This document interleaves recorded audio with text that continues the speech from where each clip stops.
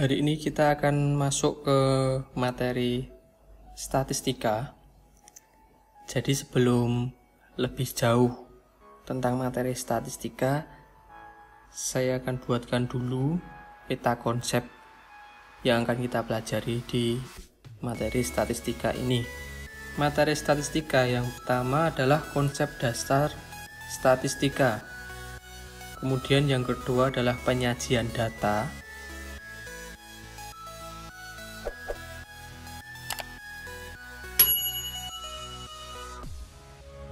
Yang ketiga adalah ukuran pemusatan data.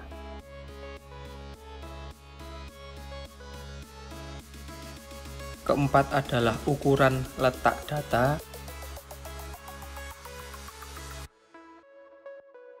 Dan yang kelima adalah ukuran penyebaran data.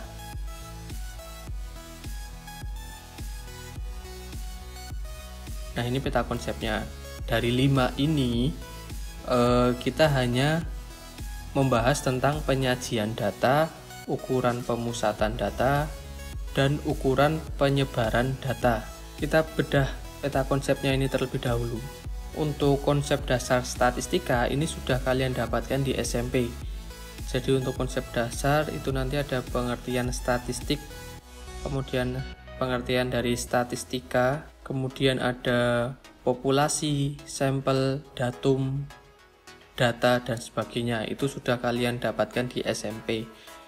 Penyajian data itu bisa direpresentasikan berupa tabel, histogram dan poligon, dan juga OGIF. Itu akan kita bahas pada materi statistika di kelas 12 ini. Kemudian untuk ukuran pemusatan data, ini juga sudah kalian dapatkan di SMP, walaupun yang sederhana ya. Jadi terdiri dari rata-rata atau mean, kemudian median, dan juga modus. Untuk ukuran letak, itu ada kuartil, desil, dan juga persentil. Nah, untuk video kali ini kita tidak membahas dulu untuk ukuran letak. Kemudian ukuran penyebaran. Ukuran penyebaran terdiri dari jangkauan, hamparan, simpangan kuartil, simpangan rata-rata, ragam, dan simpangan baku. Jadi untuk materi statistika ini yang akan kita bahas adalah penyajian data, kemudian ukuran pemusatan data, dan juga ukuran penyebaran data. Ada 3 sub materi yang akan kita bahas.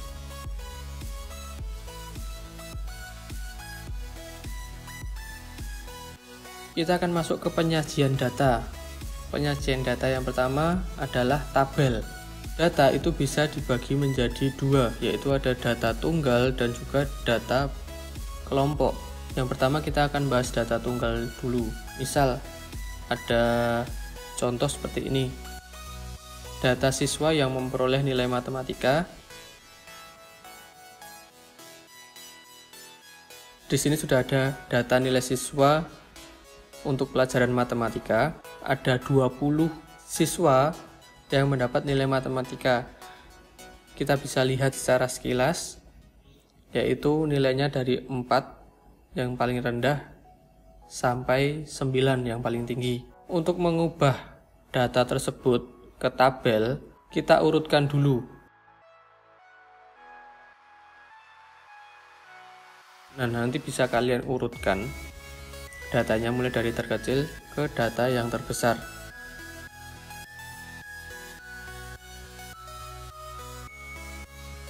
Jadi untuk nilai 4 itu kita lihat hanya ada 1, maka pada kolom tali atau turus kita tulis 1. Kemudian untuk nilai 5 ada 3, maka kita tuliskan 3.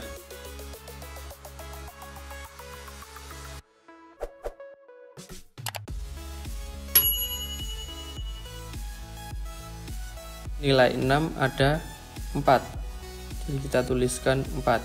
Nilai 7 ada 5, jadi maka kita tuliskan 5.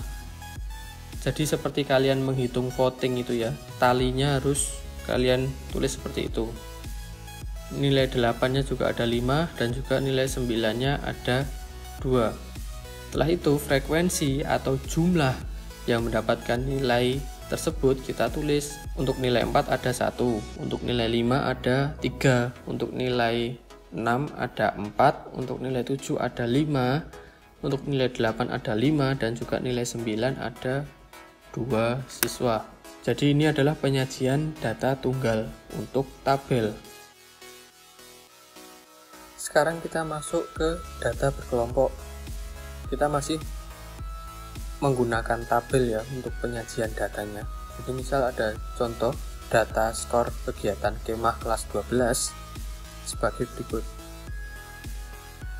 Untuk data kelompok, langkah-langkah membuat tabelnya adalah seperti ini. Yang pertama, tetap diurutkan dulu dari data yang terkecil ke data yang terbesar. Ini saya buat vertikal ya, jadi 48 terus 50-nya ke bawah karena tempatnya terbatas. Jadi diurutkan dulu dari data yang terkecil sampai data yang terbesar. Kemudian yang kedua adalah menentukan jangkauan atau range. Jangkauan itu adalah nilai tertinggi dalam data itu, jadi nilai tertinggi dikurangi dengan nilai terendah dalam data tersebut. Jadi dalam data skor kegiatan kemah kelas 12, skor tertingginya adalah 89, kemudian skor terendahnya adalah 48. Kita kurangkan, jadi jangkauannya akan ketemu 41.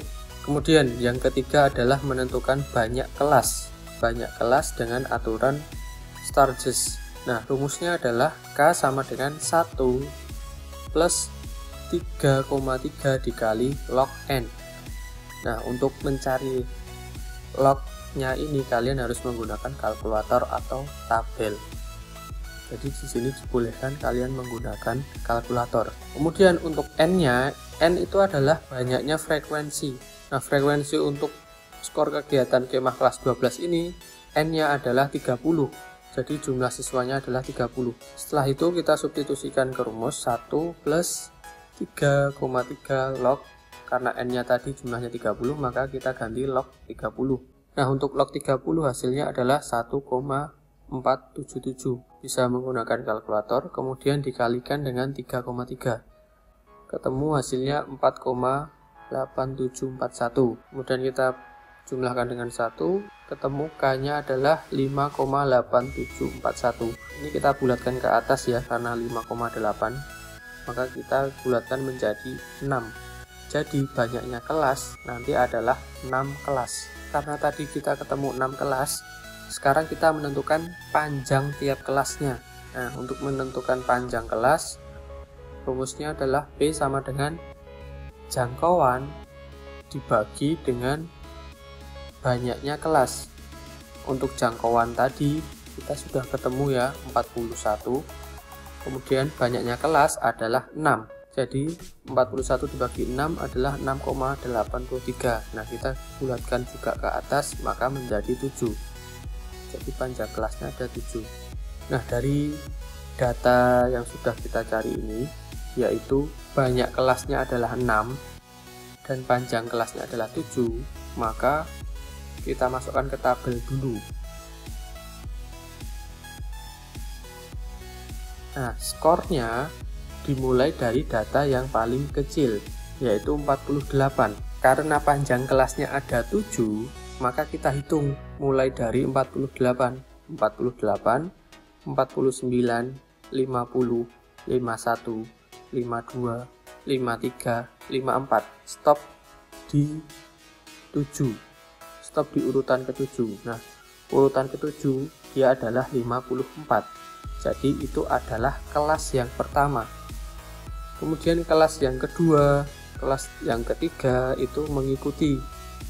Kelas yang kedua adalah 55, maka panjangnya kelas ada 7, kita hitung 55, 56, 57, 58, 59, 60, 61. Kita stop di 61 dan seterusnya. sampai totalnya ada 6 kelas sesuai yang telah kita cari. Kemudian kita buat tally-nya. Tally-nya kita hitung untuk rentan nilai dari 48 hanya ada 2, yaitu 48 dan 50. Maka tally-nya adalah 2.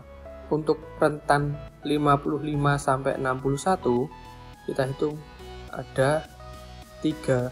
Kemudian untuk rentan 62 sampai 68 ada 5. 69 sampai 75 ada 10.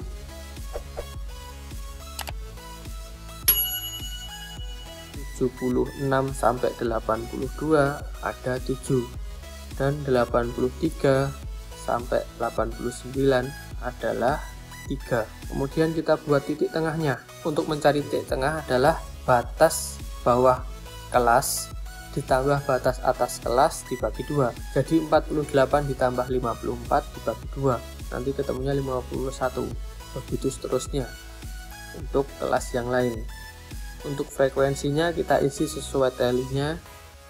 Kemudian yang kelima adalah menentukan tepi kelas. Tepi kelas ini ada 2, yaitu tepi bawah dan juga tepi atas.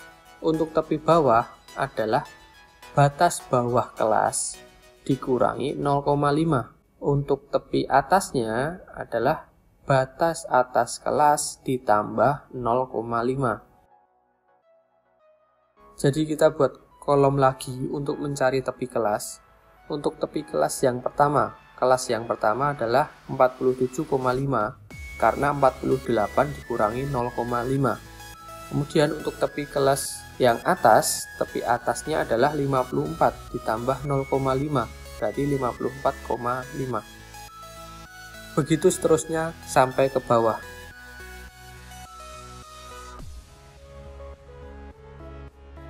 Inilah hasil akhir dari data kelompok yang diubah ke bentuk tabel. Cukup sekian materi pertama. Untuk pertemuan selanjutnya kita akan membahas histogram dan poligon. Jadi silakan subscribe dan nyalakan loncengnya agar tidak ketinggalan materi selanjutnya. Sekian, terima kasih.